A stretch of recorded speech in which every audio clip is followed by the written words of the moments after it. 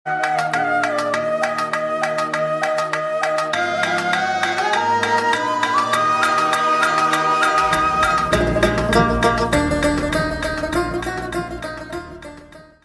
वालेकुम नाज़रीन, मां है किंज़ा फातिमा वां ॾिसी रहिया आहियो न्यूमिरान न्यूज़। रुक कयूं था ख़बरनि ॾांहुं। पीर साहिब जंगल शाह ते लॻल ट्यूबवेल केतिरनि ई सालनि खां नकारा बणियल आहे। मुक़ाम में बरसाति जो पाणी बीहजी वियो आहे। बरसाति जे पाणी जे बीहण सबबि क़बरूं मसमार थियण लॻियूं आहिनि। मुक़ाम में सेक किलण ऐं बरसाति जे पाणी सबबि क़ब्रिस्तान में क़बरूं दॿिजी वियूं आहिनि।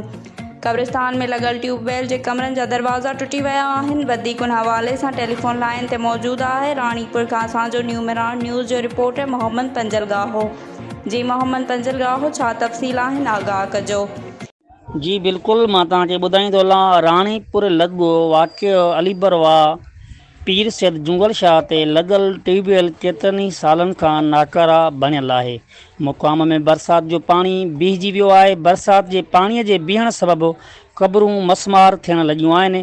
मुक़ाम में सेक कलर ऐं बरसाति जे पाणीअ सबबि क़ब्रिस्तान में क़बरूं जेके आहिनि उहे दॿिजी वियूं आहिनि। क़ब्रिस्तान में लॻल ट्यूबवेल जे कमरनि जा दरवाज़ा बि पिणु टुटी विया आहिनि। मां तव्हांखे इहो ॿुधाईंदो हलां त ट्यूबवेल जेको आहे वाक़िअ अलीबरवा ते पीर सैद जुंगल शाह बादशाह जे मुक़ाम में जेको लॻल आहे, उन जो बिजलीअ जे न हुजण जे करे ट्यूबवेल जा जेके दरवाज़ा आहिनि उहे बि टुटी विया आहिनि ऐं उहो रोलड़े जो शिकार थी वियो आहे।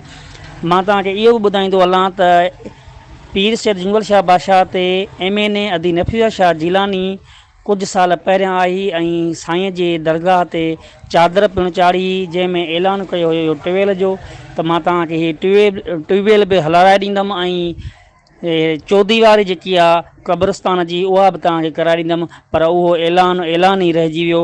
अफ़सोस जहिड़ी ॻाल्हि आहे त कंहिं बि चूंडियल नुमाइंदे इन पीर जी सार न आहे लधी।